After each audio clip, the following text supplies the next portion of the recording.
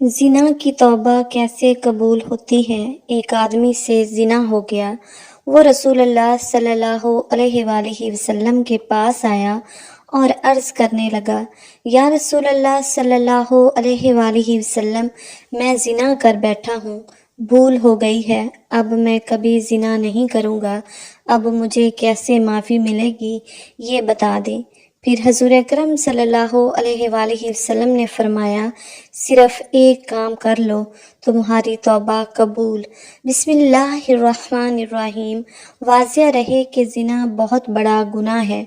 कुरान और हदीस में ज़िना की सख्त मज़म्मत बयान की गई है और ज़िना करने वालों के बारे में सख्त वईद नाज़िल हुई है। हदीस मुबारका में है, सातों आसमान और सातों ज़मीन शादीशुदा ज़िनाकार पर लानत करती हैं और जहन्नुम में ऐसे लोगों की शर्मगाहों से ऐसी सख्त बदबू फैलेगी कि जिससे अहले जन्नत भी परेशान होंगे और आग के अजाब के साथ उनकी रसवाई जहन्नुम में होती रहेगी। एक दूसरी हदीस में है कि हज़रत अबू हुरैरा रज़ियल्लाहु ताला अन्हु रवायत फरमाते हैं कि रसूलुल्लाह सल्लल्लाहु अलैहि वसल्लम ने फरमाया, जिना करने वाला जिना करने के वक्त मोमिन नहीं रहता, चोरी करने वाला चोरी करते वक्त मोमिन नहीं रहता और शराब पीने वाला शराब पीते वक्त मोमिन नहीं रहता। हज़रत अबू अमामा रज़ियल्लाहु ताला अन्हु से मरवी है कि एक नौजवान नबी करीम सल्लल्लाहु अलैहि वसल्लम की खिदमत में हाजिर हुआ और कहने लगा, या रसूलल्लाह सल्लल्लाहु अलैहि वसल्लम, मुझे जिना करने की इजाज़त दे दीजिए। लोग उसकी तरफ मतवज्जा होकर उसे डांटने लगे और उसे पीछे हटाने लगे, लेकिन नबी करीम सल्लल्लाहु अलैहि वसल्लम ने उससे फरमाया, मेरे करीब आ जाओ। वो नबी सल्लल्लाहु अलैहि वसल्लम के करीब जाकर बैठ गया।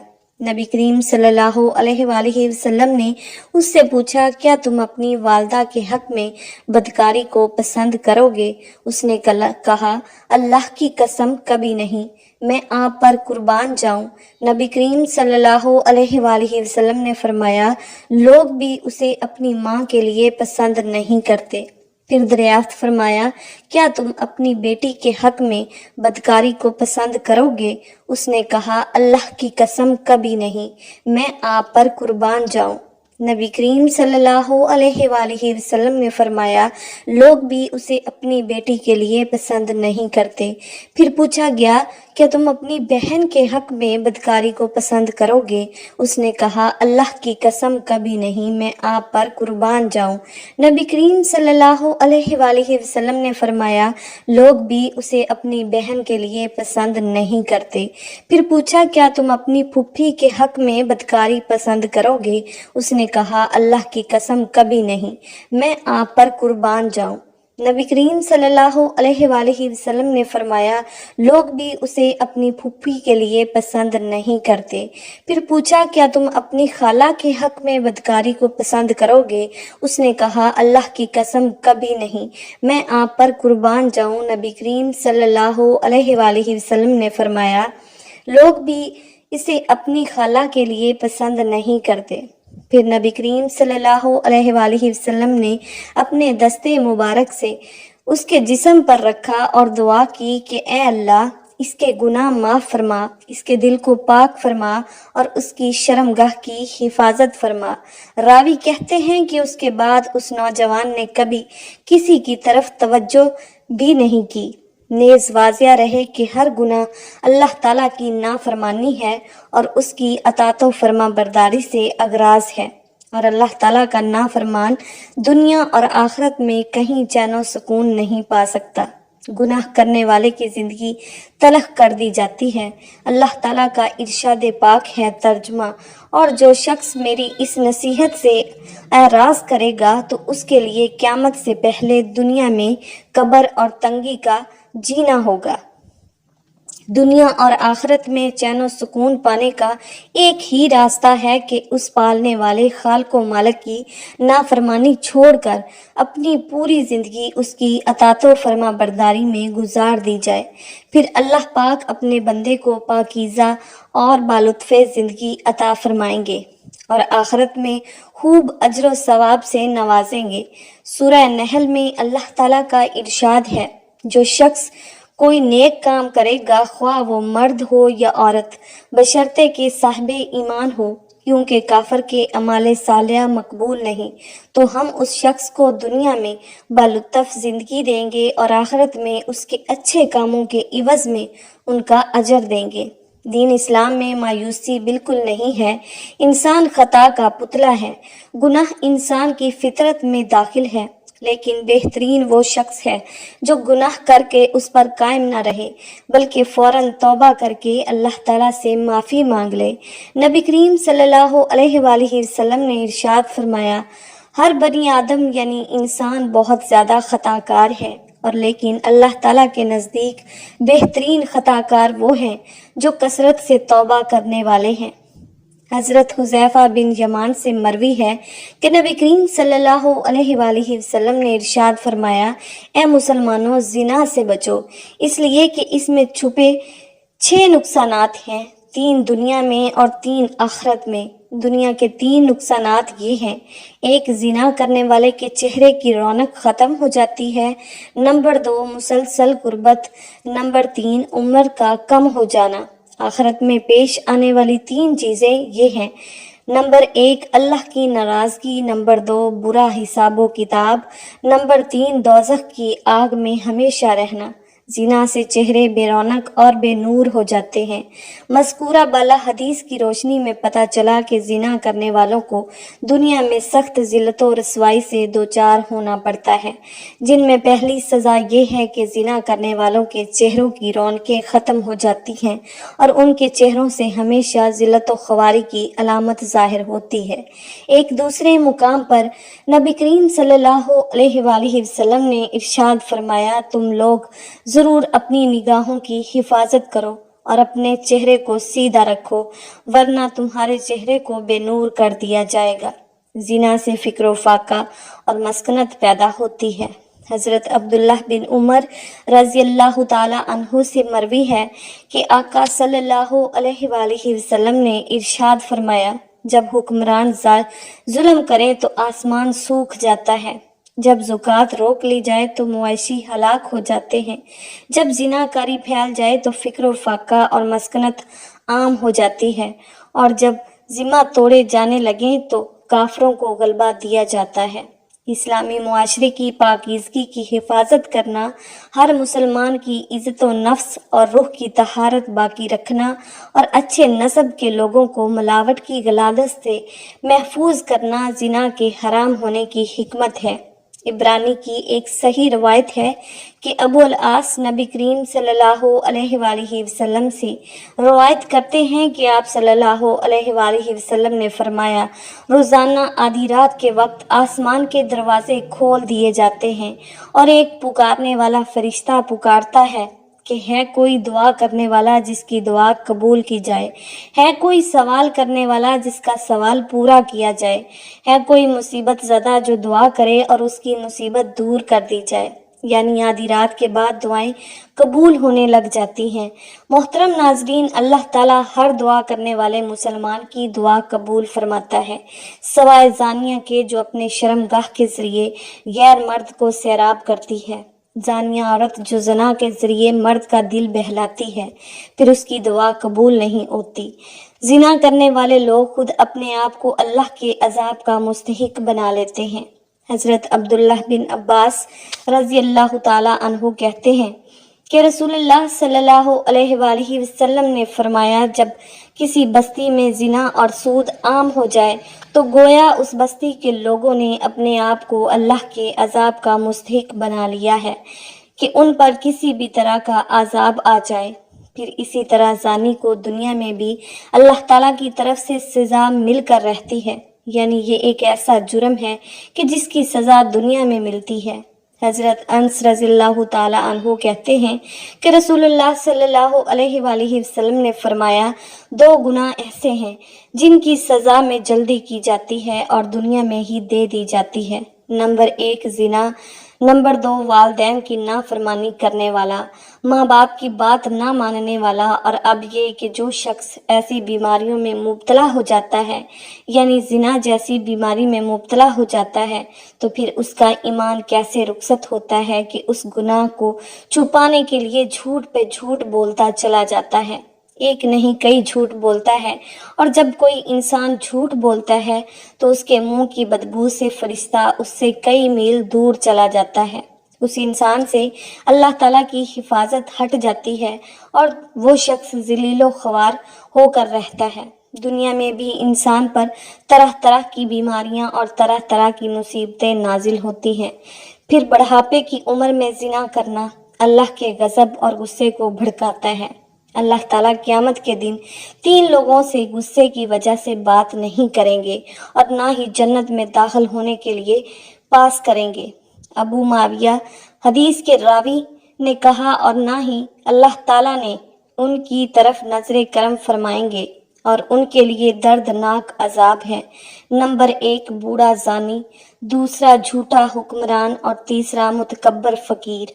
پھر اسی طرح جس بستی میں زنا عام ہو جائے وہاں موتیں بہت ہونے لگتی ہیں، موت کی کثرت ہو جاتی ہے، قتل کی کثرت ہو جاتی ہے۔ پھر اسی طرح کسی بھی غیر حاضر شخص کی بیوی سے زنا کرنے والے شخص پر اللہ تعالیٰ قیامت کے روز ایک سانپ مسلط کر دیں گے۔ یعنی کسی عورت کا شوہر کہیں گیا ہو اور اسے ظاہر ہے کہ شوہر بیوی کا محافظ ہوتا ہے، اور اب اگر وہ اکیلی ہے تو اس کو اکیلا پا کر کسی نے اس کے ساتھ اگر برائی کی، ایسا شخص قیامت کے دن اس انجام سے دوچار ہوگا۔ عبداللہ بن عمر کہتے ہیں، رسول اللہ صلی اللہ علیہ وآلہ وسلم نے فرمایا، جو شخص کسی غیر حاضر آدمی کی بیوی کے بستر پر آ کر بیٹھتا ہے، اس کا انجام اس شخص جیسا ہے جسے قیامت کے روز زہریلے سانپوں میں سے ایک سانپ ڈسے گا۔ پھر ہمسائے کی بیوی سے زنا کرنے کا عذاب یا اس کی سزا کسی بھی دوسری عورت کے ساتھ زنا کرنے سے 10 گنا زیادہ ہے، کیونکہ ہمسایوں کے بھی کچھ حقوق ہیں۔ حضرت عبداللہ رضی اللہ تعالی عنہ بیان کرتے ہیں کہ میں نے رسول اللہ صلی اللہ علیہ وآلہ وسلم سے پوچھا، کون سا گناہ اللہ کے نزدیک سب سے بڑا ہے؟ آپ نے فرمایا، یہ کہ تو اللہ کے ساتھ کسی کو شریک ٹھہرائے جبکہ اس نے تمہیں پیدا کیا ہے۔ وہ کہتے ہیں کہ میں نے آپ سے عرض کی، یہ تو واقعی بڑا گناہ ہے۔ وہ کہتے ہیں، میں نے پوچھا، پھر کون سا؟ آپ نے فرمایا، تو اپنی اولاد کو اس اندیشے سے قتل کر دے کہ وہ تمہارے کھانے میں شریک ہوگی۔ وہ کہتے ہیں، میں نے پوچھا، پھر کون سا؟ آپ نے فرمایا، پھر یہ کہ تو اپنے ہمسائے کی بیوی کے ساتھ زنا کرے۔ صحابہ رضی اللہ تعالی عنہم نے بڑے گناہوں سے متعلق دریافت کیا تو آپ صلی اللہ علیہ وآلہ وسلم نے انہیں سب سے بڑے گناہ کے بارے میں بتایا کہ وہ شریک اکبر ہے، جسے اللہ تعالیٰ صرف توبہ ہی سے بخشتا ہے۔ اگر شرک اکبر کا مرتکب بغیر توبہ کے مر گیا تو وہ ہمیشہ ہمیشہ جہنم میں رہے گا۔ دوسرا بڑا گناہ یہ ہے کہ آدمی اپنے بچے کو اس خوف سے مار دے کہ وہ اس کے ساتھ اس کے کھانے میں شریک ہوگا۔ چنانچہ کسی ایسی جان کو مار دینا جسے اللہ تعالیٰ نے حرام کیا ہو، اس کا مرتبہ بڑے گناہوں میں دوسرا ہے۔ گناہ اور اس کی سزا اور بھی زیادہ ہو جاتی ہے جبکہ مقتول قاتل کا رحمی رشتہ دار ہو، اور یہ اور بھی زیادہ ہو جاتی ہے جبکہ قتل کا مقصد مقتول کو اللہ کے اس رزق سے محروم کرنا جسے اللہ تعالیٰ نے قاتل کے ہاتھ پر جاری فرمایا ہے۔ پھر یہ کہ آدمی اپنے ہمسائے کی بیوی سے زنا کرے، کبیرہ گناہوں میں تیسرا درجہ زنا کا ہے۔ اس کا گناہ اور بھی زیادہ بڑھ جاتا ہے جب کہ جس عورت سے زنا کیا جائے وہ ہمسائے کی بیوی ہو، جس کے ساتھ شریعت میں حسن سلوک، نیکی اور اچھی صحبت کی نصیحت کی گئی ہے۔ حضرت مقداد کہتے ہیں، رسول اللہ صلی اللہ علیہ وآلہ وسلم نے اپنے صحابہ سے دریافت فرمایا، زنا کے بارے میں تمہارا کیا خیال ہے؟ صحابہ نے عرض کی، زنا کو اللہ اور اس کے رسول نے حرام قرار دیا ہے، لہٰذا وہ قیامت تک حرام ہے۔ پھر آپ صلی اللہ علیہ وآلہ وسلم نے صحابہ اکرام سے فرمایا، ایک آدمی اگر 10 عورتوں سے زنا کرے تو یہ گناہ اس سے کم ہے کہ آدمی اپنے ہمسائے کی بیوی سے زنا کرے۔ ہمسائے کی بیوی سے زنا ایک تو حق ہمسائیگی پامال ہوتا ہے، اس کے علاوہ کیا وجہ ہے کہ اس کو زیادہ برا کہا گیا ہے؟ اعتماد کا رشتہ ہوتا ہے، ساتھ ساتھ گھر ہوتے ہیں تو سارے راز معلوم ہوتے ہیں کہ کس دن کون اکیلا ہے، کون گھر میں ہے یا نہیں ہے۔ پھر اسی طرح تاک جھانک کے موقع بھی ہوتے ہیں اور کئی طرح کی خرابیاں اس میں آ جاتی ہیں۔ کسی بھی وقت دماغ سکون میں نہیں رہتا، انسان ایک خوف کا شکار رہتا ہے۔ ناظرین، کیا آپ کو پتہ ہے کہ آخرت میں ایسے شخص کا انجام کیا ہے؟ کسی کو معلوم ہے یہ جو دنیا میں زنا کرتا ہے قیامت کے دن اس کا انجام کیا ہے؟ نبی صلی اللہ علیہ وآلہ وسلم کی حدیث روایت کرتے ہیں، آپ صلی اللہ علیہ وآلہ وسلم نے فرمایا کہ معراج کے موقع پر جب آپ نے جبرائیل علیہ السلام سے پوچھا کہ جو مناظر آپ نے مجھے دکھائے ہیں ان میں سب سے پہلے جس شخص پر آپ کا گزر ہوا اس کے جبڑے، نتنے اور آنکھیں گدی تک لوہے کے آلے سے چیری جا رہی تھی تو یہ کون تھا؟ تو بتایا گیا کہ یہ وہ شخص تھا جو صبح کے وقت گھر سے نکلتا، جھوٹی خبریں گھڑتا جو آنن فانن ساری دنیا میں پھیل جاتی، اور اب تو میڈیا کے ذریعے ایک جھوٹ پوری دنیا میں کروڑوں مرتبہ ملٹی پلائی ہو جاتا ہے، اور ننگے مرد اور عورتیں جو آپ نے تنور میں جلتے دیکھے وہ زانی مرد اور عورتیں تھیں جنہیں دنیا میں زنا کرنے والے مرد اور عورتیں اس تندور کی آگ میں جل رہے تھے۔ اور تیسرا شخص جو خون کی ندی میں غوطے کھا رہا تھا، ہم نے دیکھا، جس کے منہ میں بار بار پتھر ڈالے جا رہے تھے، وہ شخص جو دنیا میں سود کھاتا تھا۔ آپ دیکھیے کہ یہ ایک ایسی بیماری ہے، ایک ایسی خرابی ہے کہ جس کو افسوس کے ساتھ کہنا پڑتا ہے کہ اس مسلمان معاشرے میں آزادی کے نام پر خرابی بھی نہیں سمجھا جاتا۔ ایک وقت تھا کہ جب اسے بہت بڑی برائی سمجھا جاتا تھا، اور کوئی شخص اگر ایسی برائی کے قریب سے بھٹکتا تو اسے غلط نگاہ سے دیکھا جاتا تھا، اسے ذلت اور رسوائی کا سامنا کرنا پڑتا تھا۔ لیکن اب آپ دیکھتے ہیں کہ عموماً لوگ اس کو برائی نہیں سمجھتے، اب معمولی سمجھتے ہیں اور کہتے ہیں اچھا کر لیا غلط کام، پھر توبہ کر لیں گے، معافی مانگ لیں گے، لیکن کبھی یہ نہیں سوچا کہ توبہ کرنے کی مہلت ہی نہ ملی تو کیا کریں گے؟ اللہ نے توبہ کی توفیق نہ دی تو کیا کریں گے؟ حضور اکرم صلی اللہ علیہ وآلہ وسلم کی خدمت میں ایک خاتون آئی اور کہنے لگی مجھ سے گناہ ہو گیا ہے اور میرے پیٹ میں ناجائز بچہ ہے۔ آپ صلی اللہ علیہ وآلہ وسلم نے فرمایا میں کیسے مان لوں کہ تو نے بدکاری کی ہے؟ پر اس خاتون میں احساس گناہ بڑا تھا، تو آپ صلی اللہ علیہ وآلہ وسلم نے فرمایا کہ جاؤ اس بچے کو پیدا ہونے کے بعد پھر آنا۔ پھول جیسا بچہ پیدا ہوا تو بچہ گود میں لیے آ گئی کہ یا رسول اللہ صلی اللہ علیہ وآلہ وسلم اب کیا کروں؟ تو آپ صلی اللہ علیہ وآلہ وسلم نے فرمایا کہ غلطی تیری ہے، بچے کی نہیں، واپس جاؤ، اسے دودھ پلاؤ، جب روٹی کھانے لگے تب آ جانا۔ اور صحابہ اکرام رضوان اللہ علیہ السلام کہتے ہیں کہ جب 2 سال بعد آئی تو بچے کے ہاتھ میں روٹی کا ٹکڑا تھا، اور جب آئی تو رونے لگی اور کہا کہ اے محبوب خدا صلی اللہ علیہ وآلہ وسلم، ساری رات مجھے نیند نہیں آتی، یہ گناہ چبھتا ہے اور مجھے پریشان کرتا ہے، اور اگر آج مر گئی تو اللہ کی بارگاہ میں کیا جواب دوں گی؟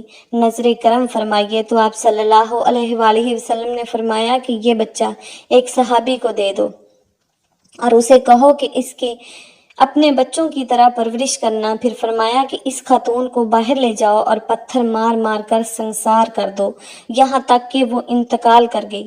آپ صلی اللہ علیہ وآلہ وسلم نے 2 صحابیات کی ڈیوٹی لگائی اور فرمایا کہ اسے اٹھاؤ، غسل بھی دو، کفن بھی پہناؤ، اور جب یہ کام ہو گیا تو حکم ہوا کہ صفیں سیدھی کرو، میں خود اس کا جنازہ پڑھاؤں گا۔ تو صحابہ کرام نے کہا اے نبی صلی اللہ علیہ وآلہ وسلم، اس کا جنازہ؟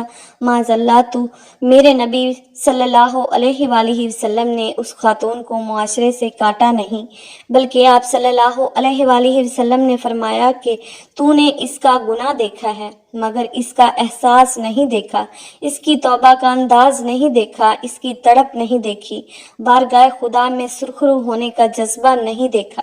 آپ صلی اللہ علیہ وآلہ وسلم نے فرمایا کہ اس نے اتنی عالی توبہ کی ہے کہ اگر ساری امت میں بانٹ دوں تو اللہ سب کی بخشش فرما دے۔ ایک نوجوان صحابی جسے معذر رضی اللہ تعالیٰ عنہ کے نام سے جانتے تھے، ان کی شادی مدینہ منورہ میں ہوئی تھی۔ ایک دن شیطان نے اس کو پھسلایا، ان کا ایک انصار کی لونڈی پر مائل کر دیا اور راہ حق سے ہٹانے کی کوشش کی۔ معذر رضی اللہ تعالیٰ عنہ شیطان کے جال میں پھنسے اس لونڈی کو تنہائی میں لے گئے۔ اب یہ دونوں تھے اور تیسرا ان میں شیطان تھا۔ وہ برائی کو ان دونوں کے لیے نہایت پرکشش اور خوبصورت بنا کر پیش کر رہا تھا۔ وہ دونوں بہک گئے اور جوانی کی طغیانی کا شکار ہو گئے۔ جب معذر رضی اللہ تعالیٰ عنہ اپنے جرم سے فارغ ہوئے تو شیطان نے اس کا ساتھ چھوڑ دیا۔ اب وہ پھوٹ پھوٹ کر رونے لگے اور اپنے نفس کا محاسبہ کرنے لگے، اپنے آپ کو ملامت کرنے لگے۔ گناہ کی آگ ان کے دلوں کو جلانے لگی۔ وہ بے حد بے قرار ہو کر آپ صلی اللہ علیہ وآلہ وسلم کی خدمت میں آئے اور آپ صلی اللہ علیہ وآلہ وسلم کے سامنے کھڑے ہو گئے۔ احساس گناہ اسے تڑپانے لگا، کہنے لگا، اے اللہ کے رسول صلی اللہ علیہ وآلہ وسلم، مجھ سے ایک گناہ ہو گیا ہے، یعنی زنا ہو گیا ہے، مجھے پاک کر دیجئے۔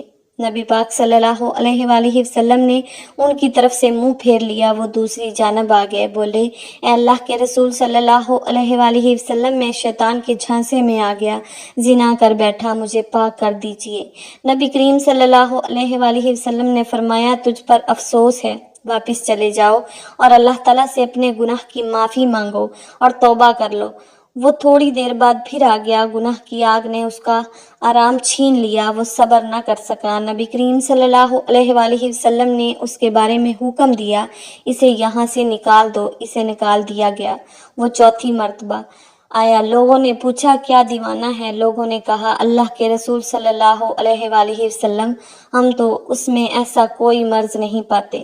آپ صلی اللہ علیہ وآلہ وسلم نے فرمایا، شاید اس نے شراب پی ہوئی ہے، اس لیے ایسی حرکتیں کر رہا ہے۔ ایک آدمی کھڑا ہوا، اس نے معذر رضی اللہ تعالیٰ عنہ کا منہ سونگھا، اسے شراب کی کوئی بو محسوس نہیں ہوئی۔ نبی کریم صلی اللہ علیہ وآلہ وسلم نے پوچھا، تجھے پتہ ہے زنا کسے کہتے ہیں؟ اس نے کہا، جی ہاں، میں ایک عورت کے ساتھ اس طرح حرام کا ارتکاب کر بیٹھا ہوں جسے ایک آدمی حلال طریقے سے اپنی بیوی کے ساتھ کرتا ہے۔ آپ صلی اللہ علیہ وآلہ وسلم نے پوچھا، اب اس سے تمہارا کیا مطلب ہے؟ اس نے کہا، مجھے پاک کر دیجئے۔ نبی کریم صلی اللہ علیہ وآلہ وسلم نے مکمل تفتیش کروائی، جرم ثابت ہونے پر حد جاری فرمائی۔ آپ صلی اللہ علیہ وآلہ وسلم نے حکم دیا اور اسے سنسار کر دیا گیا۔ جب اس کی نماز جنازہ پڑھائی گئی اور اسے دفن کر دیا گیا تو نبی کریم صلی اللہ علیہ وآلہ وسلم دو آدمیوں کے پاس سے گزرے۔ وہ آپس میں باتیں کر رہے تھے کہ دیکھو، اس آدمی پر اللہ نے پردہ ڈالا تھا، لیکن اس نے اپنے آپ کو خود ہی ہلاکت میں ڈال لیا، حتیٰ کہ اسے پتھر مار مار کر یوں ہلاک کر دیا گیا جس سے کتے مار دیے جاتے ہیں۔ نبی کریم صلی اللہ علیہ وآلہ وسلم خاموش ہو گئے۔ پھر تھوڑا سا آگے چلے، ایک مردہ گدھا پڑا ہوا تھا، اسے دھوپ نے جلا دیا تھا اور وہ پھول گیا تھا۔ جب نبی کریم صلی اللہ علیہ وآلہ وسلم نے اس گدھے کو دیکھا تو پوچھا، فلاں فلاں آدمی کدھر ہے؟